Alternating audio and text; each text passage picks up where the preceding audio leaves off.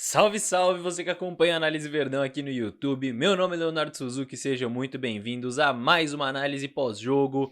Vamos falar de Palmeiras 2, Cruzeiro 0, Palmeiras voltando ao caminho das vitórias e que resultado importantíssimo, meus amigos. Que resultado fundamental. Foi um jogo muito difícil, já seria um jogo muito difícil contra um time que já é extremamente organizado como o Cruzeiro e que tá muito mais fresco, tava muito mais fresco que o Palmeiras, porque eles tiveram uma semana de descanso para esse jogo, uma semana de preparação. O Palmeiras teve 2 dias, jogou quarta-feira, um jogo super intenso contra o Botafogo, já tá jogando sábado de novo. Então foi a melhor atuação do mundo do Palmeiras? Não, não foi. Ficou perigoso o jogo no segundo tempo? Ficou um pouquinho, mas são 3 pontos fundamentais e é muito importante que o Palmeiras tenha conseguido superar as dificuldades que esse jogo trouxe e que já era claro que ia trazer, porque realmente o Palmeiras enfrentou um time muito bom, muito organizado e mesmo assim conseguiu vencer, meus amigos. Então vamos falar sobre tudo isso, tem muito assunto pra gente comentar. Já deixa o seu likezinho aqui, porque, né, Palmeiras vence, merece o like, e aí você ouve o que eu tenho pra falar e depois comenta também o que você achou do jogo. Fechou? Começando pelo começo, o time do Palmeiras que foi a campo era um time assim espetacular, né? Quando a gente olha a escalação ali no papel, é um time que é muito próximo do ideal. Na minha visão, acho que só falta o Estevão, só faltava o Estevão para ser ali o time ideal no papel. E um Palmeiras que dentro de campo entrou com uma postura bem interessante, conseguiu sufocar o Cruzeiro, conseguiu pressionar bem e ofensivamente era um Palmeiras que tinha muita qualidade individual, né? E por isso criou muitas oportunidades, criou boas, muitas, não sei se é o caso, mas boas oportunidades o Palmeiras criou. Ainda não foi a atuação ideal por motivos óbvios. É muita novidade ao mesmo tempo, honestamente. Já não só pelo adversário, né, que eu já falei, mas era muita novidade junto. Então, em alguns momentos, você até via os jogadores meio que se desencontrando ali, sabe? Do meio pra frente, na hora de fazer a jogada, errando ali o timing, se corre ou se passa, se dribla ou se encontra o companheiro. O que é absolutamente normal, porque você tinha o Zé Rafael voltando depois de um tempo sem jogar, você tinha o Dudu titular pela primeira vez em 11 meses, o Felipe Anderson titular pela primeira vez e tendo que se reacostumar a jogar pelo lado esquerdo, que ele vinha jogando mais pelo lado direito na Lazio, e todos jogando juntos pela primeira vez, né? Contra um adversário difícil. Então não era tarefa fácil e é normal não estar no nível ideal, é normal faltar um pouco de entrosamento, faltar um pouco de ritmo. Isso a gente vai ganhar com o tempo, com os jogos, mas mesmo assim o Palmeiras conseguiu criar suas chances e fez 1-0 com o Flaco, né? O Flaco que tava mal no jogo, na minha visão, ele perdeu um gol feito com 2 minutos, que ele não pode perder de jeito nenhum. Ainda antes dos 10 minutos, ele tem uma outra chance clara que ele prefere cair ali, meio que tentar cavar um pênalti que não dá certo. Então, já tava num saldo negativo o Flaco, mas ele vai muito bem no lance do gol, né? Um domínio, giro, finalização. Ele vai muito bem e o Zé Rafael também. Eu acho que até antes do gol o Zé não estava tão bem no jogo, o que também é normal, porque ele já estava voltando depois de muito tempo, mas no lance ele vai muito bem, né? Intercepta, encontra o Flaco Lopes, enfim, fundamental no gol também. Defensivamente, eu acho que no primeiro tempo foi um primeiro tempo seguro sim por parte do Palmeiras, porque o Palmeiras pressiona bem em bloco alto, consegue sufocar a saída de bola do Cruzeiro e a pressão pós-perda também fica muito encaixada, né? Então o Palmeiras tinha a bola, quando perdia já conseguia pressionar para não gerar tanto espaço. A única chance que o Cruzeiro tem no primeiro tempo é num escanteio, né, com 11 minutos, que o Everton faz uma baita de uma defesa, mas fora isso eles não têm oportunidades, fora, claro, o gol anulado ali no finalzinho, e aí eu também preciso comentar, eu não gosto de ficar comentando de arbitragem, mas pelo amor de Deus, que árbitro fraco, hein, gente, pelo amor de Deus. Foi falta ali, né, no Zé Rafael, óbvio que foi falta no Zé no lance do gol do Cruzeiro anulado, só que, putz, cara, o juiz estava na frente do lance, né, ele contou com o VAR para reapitar o erro dele, o que, né, não tá certo também, né, ele tá na frente do lance com a visão limpa, com a visão clara, ele tinha que apitar no campo aquela falta, né, porque foi uma falta muito clara, então, pelo amor de Deus, que juizinho complicado, não só por causa desse lance, mas por causa de outros também, mas enfim, vamos falar de tática, né, que aqui o negócio é tática. O Palmeiras, ele jogou com aquela ocupação de espaços que já é padrão, mas com um detalhe que traz indiretamente informações sobre o que está passando pela cabeça do Abel, tá? Porque é um Palmeiras que faz a saída de 3 com o Gomes, Murilo e o lateral direito, né? Primeiro é o Mike, depois entra o Marcos Rocha, e aí fica aqui a minha torcida para que não seja nada grave a lesão do Mike ali, o que ele sentiu, mas enfim, saída de 3 com esses jogadores. Aníbal e Zé Rafael como dupla de volantes, Vanderlan bem aberto pela esquerda, e eu gostei da partida do Vanderlan, ele é um lateral muito forte nessa chegada. Eu acho que o Piquerez ele traz um pouco mais de solidez defensiva, mas o Vanderlan é muito forte nessa chegada e teria saído como assistência se o Flaco não tivesse perdido aquele gol. E você tinha do outro lado o Dudu, bem aberto pela direita, que é justamente a função que o Dudu jogou na melhor fase dele com o Abel Ferreira, que foi em 2022, né, naquela dobradinha com o Veiga. E aí você tinha o Veiga como um meio atacante caindo pela direita, o Felipe Anderson, que era um ponta esquerda que vinha pra dentro e se tornava mais um meio atacante, com o Flaco de centroavante.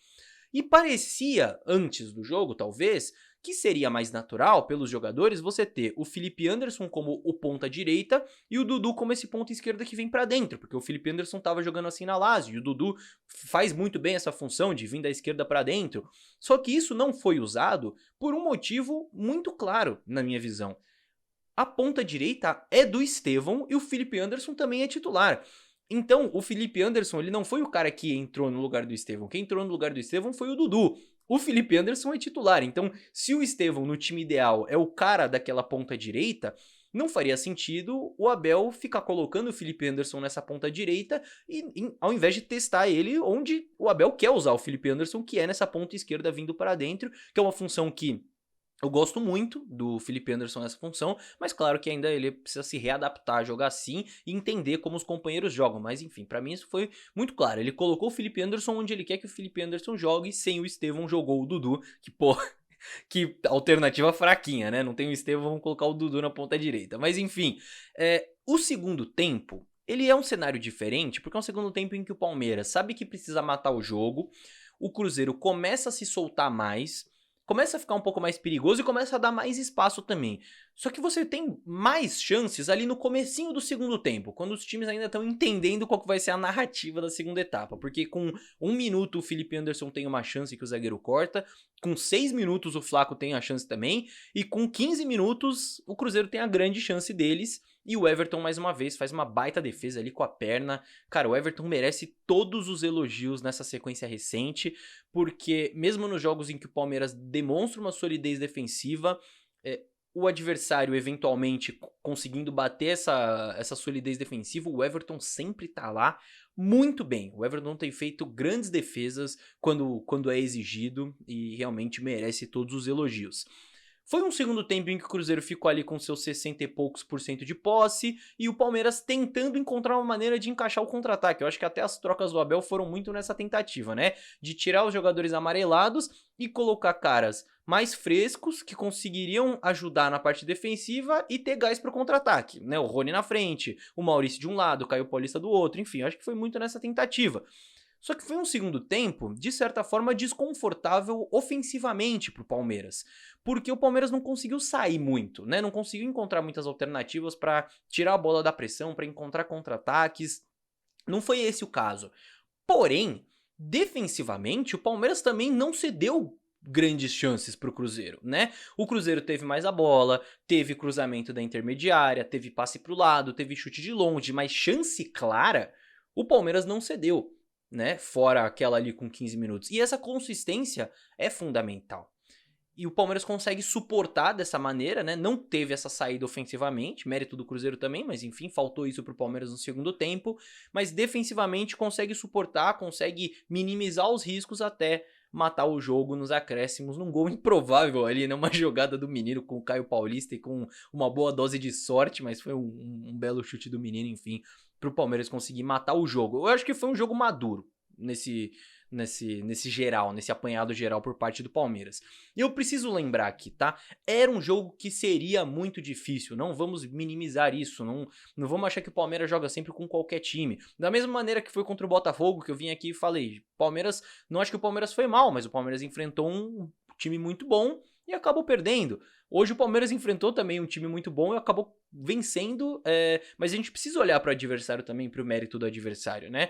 E mais uma vez, era um jogo que o Cruzeiro teve uma semana de descanso, o Palmeiras teve 2 dias, e o Palmeiras, teoricamente, é até engraçado falar isso, mas o Palmeiras jogou com um time alternativo, porque é um time que a gente visualiza como ideal quando a gente olha daqui pra frente, só que hoje, esses jogadores entrando hoje no time titular, é um time diferente, é um time que nunca jogou junto, então ainda tem isso, e foi um resultado realmente fundamental, muito importante pro Palmeiras, e um bom teste, inclusive, para os jogadores que não têm jogado tanto, né? O Felipe Anderson, pela primeira vez titular, eu acho que o importante agora é realmente ele pegando o ritmo de jogo, administrando essa minutagem e se reacostumar a jogar pela esquerda também, para ele chegar naquele momento de sequência de jogos importantes ali de mata-mata no topo ali da capacidade dele, mas já é um cara que visualmente é muito consciente nas decisões, sabe? Para mim, claramente, isso fica muito claro quando a gente vê o jogo, que o Felipe Anderson é um jogador muito consciente daquilo que ele tá fazendo. O Dudu já tá num nível bem melhor do que eu esperava pra ele nesse momento, de verdade, é o primeiro jogo dele titular depois de 11 meses, eu acho que foi um bom jogo do Dudu, não é aquele Dudu ainda, mas pô, pelo amor de Deus, né, 11 meses parado, pra mim já tá num estágio melhor do que eu imaginei que ele estaria nesse momento. E você tem também o Maurício, que eu até quero falar aqui, porque o Maurício ele claramente é o cara que menos brilhou, né, entre esses até aqui. O Felipe Anderson já tá ganhando seu espaço, o Dudu já jogou bem e tal, mas vamos ter calma com o Maurício, porque ele ainda não foi utilizado onde ele rende melhor, tá bom? E muito pelo contexto das partidas também. Hoje ele entrou como um ponta direita que tinha que ficar aberto, porque o Marcos Rocha fazia a saída de bola, e que só teve espaço pra tentar uma corrida, pra tentar uma jogada individual ali de partir pra cima num contra-ataque. Esse não é o estilo de jogo do Maurício, certo? Então, pelo contexto da partida, ele teve que ser usado assim. Talvez ele acabou dando um pouco de azar do Mike ter saído, porque se ele tem o Mike ali, ele pode vir um pouco mais pra dentro pra abrir o corredor pro Mike. Não foi o caso, mas vamos ter calma, que ele ainda não foi usado onde ele pode render melhor, que é como esse ponta direita que vem pra dentro, não que fica aberto, que vem pra dentro e que se torna mais um meia. Eu falei tudo isso na análise sobre ele que tem aqui no canal, mas enfim, só pra pontuar aqui, vamos ter calma com todos os jogadores, todos vão ser muito importantes ainda pro Palmeiras durante essa temporada. Fechou, meus amigos?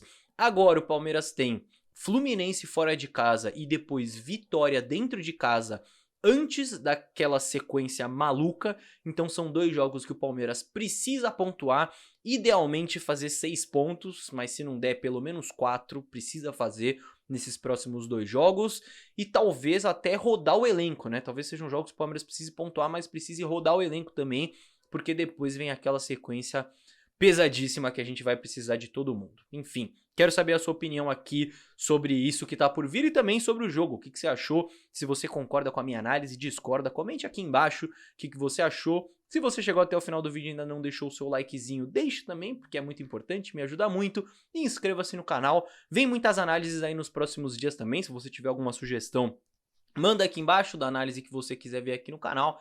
E eu te agradeço pela companhia em mais um vídeo. Fechou, meus amigos? No mais é isso, até o próximo. Tchau, tchau.